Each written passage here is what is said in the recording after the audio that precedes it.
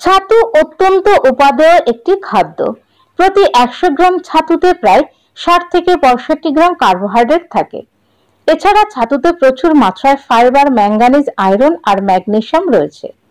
বেশ কয়েকটি গবেষণায় এটি প্রমাণিত যে ছাতু আমাদের দেহের সার্বিক উন্নতিতে বড় ভূমিকা রাখে। 8 থেকে 80 বছরের সবাই ছাতু নিশ্চিন্তে গ্রহণ করতে পারেন এবং নিজেদের সুস্থতা নিশ্চিত করতে পারেন। যারা নিরামিষ খান তারা রোজকার খাবারে কিছুটা পরিমাণ ছাতু রাখলে প্রোটিনের চাহিদা পূরণ করবে। তাই আসুন ছাতু সম্পর্কে বিস্তারিত জেনে নিই।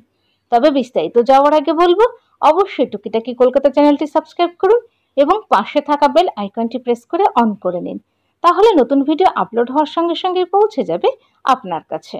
শিশুদের বিকাশে, শিশুদের শারীরিক ও মানসিক বিকাশে যে সকল খাদ্য উপাদানের প্রয়োজন হয় তার প্রায় সবগুলিই ছাতুর মধ্যে রয়েছে। তাই শিশুদের নিয়মিতভাবে এটি খাওয়ার অভ্যাস গড়ে তোলা উচিত। এতে তাদের দারুণ উপকার হবে। শরীর ঠান্ডা রাখে, ছাতু প্রচুর পরিমাণে জল শোষণ করে ধরে রাখতে পারে। তাই এটি খেলে শরীরে ডিহাইড্রেশন হওয়ার সম্ভাবনা কম থাকে। হজমে সাহায্য করে ও কোষ্ঠকাঠিন্যের সমস্যা কমাতে উপকারী। ছাতুতে হজম শক্তি বাড়াতে গুরুত্বপূর্ণ ফাইবার প্রচুর পরিমাণে থাকে। এই ফাইবার পেট পরিষ্কার করতেও অত্যন্ত উপকারী। একই সঙ্গে এটি পাকস্থলীতে জমে থাকা ক্ষতিকর তেল, মশলা ও অন্যান্য ক্ষতিকর পদার্থ দূর করে। প্রতিদিনকার খাবারের সাথে যাওয়া অতিরিক্ত তেল শরীর থেকে বের করে দিতেও এটি কার্যকর। শরীরের শক্তি বাড়ায়। অতিরিক্ত পরিশ্রমে আমাদের প্রচুর ঘাম বের হয়, আর এই ঘাম বের হওয়ার অর্থ হলো শরীরের শক্তির অভাব। শরীরে চলে আসে ক্লান্তি আর ঘুম ঘুম ভাব। এসব থেকে বাঁচতে রোজ 1 গ্লাস ছাতুর শরবত খেতে পারেন। এটি খাওয়ার সাথে সাথে এর পুষ্টি উপাদানগুলো রক্তে মিশে যায়, ফলে ভিটামিন এবং খনিজের ঘাটতি পূরণ হয়ে শরীর এবং মস্তিষ্কের সার্বিক কর্মক্ষমতা বৃদ্ধি পায়। ওজন কমাতে সাহায্য করে। ছাতু খেলে আমাদের পেট অনেকক্ষণ ভরা থাকে, বারবার খেতে হয় না। ফলশ্রুতিতে ওজন বাড়ার সম্ভাবনা হ্রাস পায়। অর্থাৎ ছাতু ওজন কমাতে সাহায্য করে। মাসিকের সমস্যায় সহায়তা করে।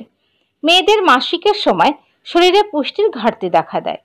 একই সমস্যা সন্তান জন্মদানের পরেও দেখা দিতে পারে। এ সকল সমস্যার সমাধানে কাজে আসবে ছাতু। এতে শরীরের জন্য প্রয়োজনীয় খনিজ এবং ভিটামিন থাকে, যা শরীরের দুর্বলতা দূরে রাখতে বিশেষ ভূমিকা পালন করে থাকে। কালো চুলের জন্য উপকারী। লম্বা, ঘন, সুন্দর ও কালো চুলের জন্য ছাতু অনেক উপকারী। অনেক সময় পুষ্টির অভাবে চুল পাতলা হয়ে যায়, চুল পড়া শুরু হয়, অকালে সাদা হয়ে যায়। কিন্তু ছাতুর মধ্যে উপস্থিত প্রোটিন, ভিটামিন এবং অ্যান্টিঅক্সিডেন্ট চুলের এই সমস্যায় কার্যকরী ভূমিকা পালন করে থাকে। ত্বকের সৌন্দর্য বাড়ায়। ছাতু প্রোটিন এবং অ্যান্টিঅক্সিডেন্টের গুরুত্বপূর্ণ উৎস, যা ত্বকের সৌন্দর্য বৃদ্ধিতে বিশেষ ভূমিকা পালন করে। একদিকে অ্যান্টিঅক্সিডেন্ট শরীরের ক্ষতিকর উপাদানগুলোকে বের করে দেয় এবং প্রোটিন শরীরের ভিতরের পুষ্টি উপাদানের ঘাটতি পূরণ করে, ফলে স্বাভাবিকভাবেই ত্বকের উজ্জ্বলতা বৃদ্ধি পায়। বয়স্কদের জন্য উপকারী। বয়স বাড়ার সঙ্গে সঙ্গে শরীরে নানাবিধ শারীরিক সমস্যা মাথাচাড়া দিয়ে উঠতে থাকে। এক্ষেত্রে ছাতু বিশেষ ভূমিকা রাখে।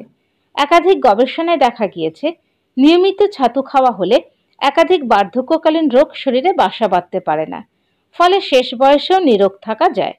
রক্তচাপ ও কোলেস্টেরল নিয়ন্ত্রণে থাকে।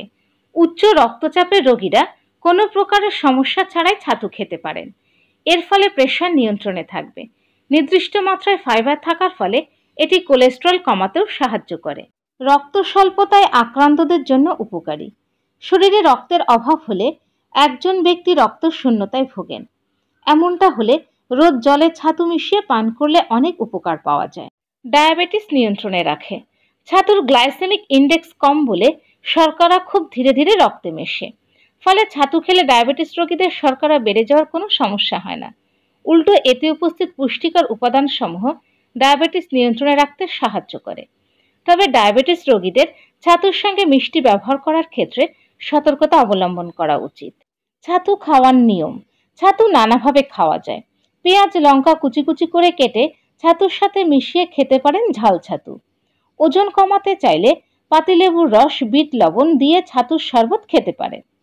আবার মুড়ি, কলা, গুড় বা চিনি দিয়েও ছাতু খাওয়া যায়। একজন পূর্ণবয়স্ক সুস্থ মানুষ রোজ 30 থেকে 40 গ্রাম ছাতু খেতে পারেন।